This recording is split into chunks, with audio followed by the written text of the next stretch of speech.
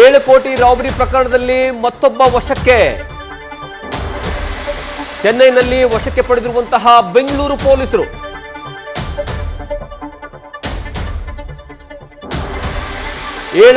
ಕೋಟಿ ರಾಬರಿ ಪ್ರಕರಣದಲ್ಲಿ ಮತ್ತೊಬ್ಬ ಆರೋಪಿಯನ್ನ ಈಗಾಗಲೇ ವಶಕ್ಕೆ ಪಡ್ಕೊಂಡಿದ್ದಾರೆ ಅನ್ನುವಂತಹ ವಿಚಾರ ಗೊತ್ತಾಗ್ತಾ ಇದೆ. ಚೆನ್ನೈನಲ್ಲಿ ಬೆಂಗಳೂರಿನ ಪೊಲೀಸರು ಒಬ್ಬ ವ್ಯಕ್ತಿಯನ್ನ ವಶಕ್ಕೆ ಪಡ್ಕೊಂಡಿದ್ದಾರೆ. ಪೊಲೀಸರು ಚಿತ್ತೂರಿನಿಂದ ಚೆನ್ನೈಗೆ ಹಣ ತೆಗೆದುಕೊಂಡು ಹೋಗುತ್ತಾ ಇರುವಂತಹ, ಬೇರೆ ಕಾರ್ನಲ್ಲಿ ಹಣವನ್ನು ತೆಗೆದುಕೊಂಡು ಹೋಗುವಂತಹ ಸಂದರ್ಭದಲ್ಲಿ ಆರೋಪಿಯನ್ನ ತಮ್ಮ ವಶಕ್ಕೆ ಪಡ್ಕೊಂಡಿದ್ದಾರೆ ಅನ್ನುವಂತಹ ವಿಚಾರ ಗೊತ್ತಾಗ್ತಾ ಇದೆ. ಚೆನ್ನೈನಲ್ಲಿ ಆರೋಪಿ ಓರ್ವನನ್ನ ಹಣದ ಸಮೇತವಾಗಿ ತಮ್ಮ ವಶಕ್ಕೆ ಪಡ್ಕೊಂಡಿದ್ದಾರೆ ಅನ್ನುವಂತಹ ವಿಚಾರ ಗೊತ್ತಾಗ್ತಾ ಇರುವಂತದ್ದು. ಇನ್ನು ಹಣ ಎಷ್ಟು ಅಂತ ಕೇಳಿದ್ರೆ 5.3 ಕೋಟಿ ರೂಪಾಯಿ ಹಣದ ಸಮೇತವಾಗಿ ಆರೋಪಿ ಸಿಕ್ಕಿಬಿದ್ದಿದ್ದಾನೆ ಅನ್ನುವಂತಹ ವಿಚಾರ ಗೊತ್ತಾಗ್ತಾ ಇದೆ.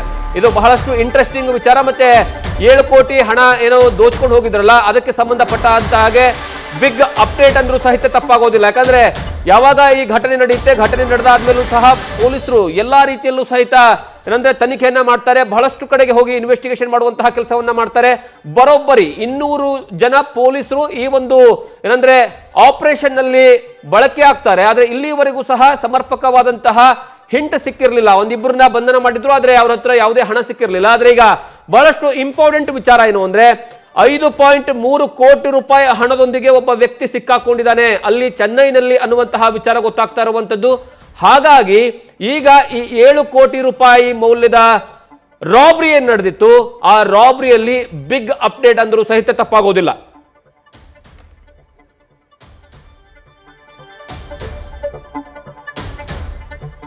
ಒಂದು ಕಡೆಗೆ ಆಂಧ್ರ ಕಡೆಗೆ ಹೋಗಿದ್ರು ಅನ್ನುವಂತಹ ಚರ್ಚೆಗಳು ನಡೀತಾ ಇದ್ವು. ಮತ್ತೊಂದು ಕಡೆಗೆ ಏನಂದ್ರೆ ತೆಲಂಗಾಣ ಕಡೆಗೆ ಹೋಗಿದ್ರು, ಅನ್ನೊಂದು ಕಡೆಗೆ ಹೇಳ್ತಾ ಇದ್ರು ಏನಂದ್ರೆ ಚೆನ್ನೈ ಕಡೆಗೆ ಹೋಗಿದ್ರು ಅಂತ. ಈಗ ಅಂತಿಮವಾಗಿ ಚೆನ್ನೈನಲ್ಲಿ ಬೆಂಗಳೂರು ಮೂಲದ ಒಬ್ಬ ವ್ಯಕ್ತಿಯಿಂದ ಬರೋಬ್ಬರಿ 5.3 ಕೋಟಿ ರೂಪಾಯಿ ಹಣವನ್ನ ವಶಕ್ಕೆ ಪಡ್ಕೊಂಡು ಆ ಮೂಲಕವಾಗಿ ಆ ವ್ಯಕ್ತಿಯೂ ಸಹ ಬಂಧನ ಮಾಡುವಂತಹ ಕೆಲಸವನ್ನ ಬೆಂಗಳೂರಿನ ಪೊಲೀಸರು ಮಾಡಿದ್ದಾರೆ ಅನ್ನುವಂತಹ ವಿಚಾರ ಗೊತ್ತಾಗ್ತಾ ಇದೆ. ಈ ಕೇಸ್ನಲ್ಲಿ ಬಿಗ್ ಟ್ವಿಸ್ಟ್, ಬಿಗ್ ಅಪ್ಡೇಟ್ ಈಗ ಬರ್ತಾ ಇದೆ. ಇಲ್ಲಿಯವರೆಗೂ ಸಹ ಕಳೆದ 24 ಗಂಟೆಗಳಲ್ಲಿ ಕೇವಲ 2 ವ್ಯಕ್ತಿಗಳನ್ನ ಮಾತ್ರ ಬಂಧನ ಮಾಡುವಂತಹ ಕೆಲಸವನ್ನ ಮಾಡಿದ್ರು. ಅದರ ಜೊತೆಗೆ ಕಾರ್ ಸೀಸ್ ಆಗಿತ್ತು. ಆದ್ರೆ ಅಲ್ಲಿ ಯಾವುದೇ ಕಾರಣಕ್ಕೂ ಸಹ ಹಣ ಸಿಗೋದಿಲ್ಲ. ಮತ್ತೆ ಅಪ್ಡೇಟ್ ವರ್ಷನ್ ಅಂದ್ರೆ ಅಪ್ಡೇಟ್ ಆಗಿರುವಂತಹ ಏನಂದ್ರೆ ಯಾರೆಲ್ಲ ಹಣವನ್ನು ತೆಗೆದುಕೊಂಡು ಹೋದ್ರು, ಯಾವ ಕಡೆ ಹೋದ್ರು ಅನ್ನುವಂತಹ ಪೂರ್ತಿ ಮಾಹಿತಿ ಸಿಕ್ಕಿರಲಿಲ್ಲ. ಆದ್ರೆ ಈಗ ಬರ್ತಾ ಇರುವಂತಹ ಮಾಹಿತಿಯ ಪ್ರಕಾರ ಬರೋಬ್ಬರಿ 7 ಕೋಟಿ 11 ಲಕ್ಷ ರೂಪಾಯಿ ದರೋಡೆಯನ್ನ ಏನ್ ಮಾಡ್ಕೊಂಡು ಹೋಗಿದ್ರಲ್ಲ, ಅದರಲ್ಲಿ 5.3 ಕೋಟಿ ರೂಪಾಯಿ ಮೌಲ್ಯದ ಹಣವನ್ನ ಈಗಾಗಲೇ ಪೊಲೀಸರು ಸೀಸ್ ಅನ್ನ ಮಾಡಿದ್ದಾರೆ. ಅದರ ಜೊತೆಗೆ ಒಬ್ಬ ಆರೋಪಿಯನ್ನು ಸಹ ಬಂಧನವನ್ನ ಮಾಡಿದ್ದಾರೆ ಬೆಂಗಳೂರಿನ ಪೊಲೀಸರು. ಅದು ಎಲ್ಲಿ? ಚೆನ್ನೈನಲ್ಲಿ ಬಂಧನ ಮಾಡೋ ಮೂಲಕವಾಗಿ ಈಗ ಪ್ರಮುಖ ಆರೋಪಿನೇ ಬಂಧನ ಆದ ಹಾಗೆ ಕಾಣಿಸ್ತಾ ಇದೆ. ಕಾರಣ ಏನು ಅಂದ್ರೆ 7 ಕೋಟಿ 11 ಲಕ್ಷದಲ್ಲಿ 5.3 ಕೋಟಿ ರೂಪಾಯಿ ಒಬ್ಬನ ಹತ್ರ ಸಿಕ್ಕಿದೆ ಅಂದ್ರೆ ಹಣವನ್ನ ಡಿವೈಡ್ ಮಾಡಿಕೊಂಡು ಮತ್ತೊಂದು ಕಡೆಗೆ ಏನಂದ್ರೆ ಹಣವನ್ನ ಸರಬರಾಜು ಮಾಡ್ತಾ ಇದ್ರು ಅನ್ನುವಂತಹ ವಿಚಾರ ಮೇಲ್ನೋಟಕ್ಕೆ ಕಾಣಿಸ್ತಾ ಇದೆ. ಈ ಬಗ್ಗೆ ಹೆಚ್ಚಿನ ಮಾಹಿತಿಯನ್ನು ನಮ್ಮ ಪ್ರತಿನಿಧಿ ಚಂದ್ರಶೇಖರ್ ಕೊಡ್ತಾರೆ. ಚಂದ್ರಶೇಖರ್, ಈ 7 ಕೋಟಿ 11 ಲಕ್ಷದ ಹಣದಲ್ಲಿ 5.3 ಕೋಟಿ ರೂಪಾಯಿ ಅಂತಂದ್ರೆ ಈಗಾಗಲೇ ಸಿಕ್ಕಿದೆ. ಈ ವ್ಯಕ್ತಿ ಯಾರು ಅನ್ನುವಂತಹ ಮಾಹಿತಿ ಏನಾದರೂ ಸಿಕ್ಕಿದೆ? ಮತ್ತೆ ಉಳಿದಿರ್ತಕ್ಕಂತಹ ಹಣ ಮತ್ತೆ ಉಳಿದಿರ್ತಕ್ಕಂತಹ ಆರೋಪಿಗಳ ಬಗ್ಗೆ ಪೊಲೀಸರು ಯಾವ ರೀತಿಯಾದಂತಹ ತನಿಖೆ ನಡೆಸ್ತಾ ಇದ್ದಾರೆ? ಖಂಡಿತವಾಗಿಯೂ ಜಗದೀಶ್, ಏನು ಈ ಒಂದು ಪ್ರಕರಣಕ್ಕೆ ಸಂಬಂಧಪಟ್ಟಂತೆ ಕ್ಷಿಪ್ರ ಕಾರ್ಯಾಚರಣೆ ಪೊಲೀಸರು ಮಾಡಿದ್ದಾರೆ ಅಂತಾನೆ ಹೇಳ್ಬೋದು. ಯಾಕೆಂತಂದ್ರೆ ನಿನ್ನೆಯಿಂದಲೂ ಕೂಡ ಸಾಕಷ್ಟು ಒಂದು ಲೀಡ್ ಗಳ ಮೇಲೆ ವರ್ಕ್ ಮಾಡ್ತಾ ಇದ್ರು.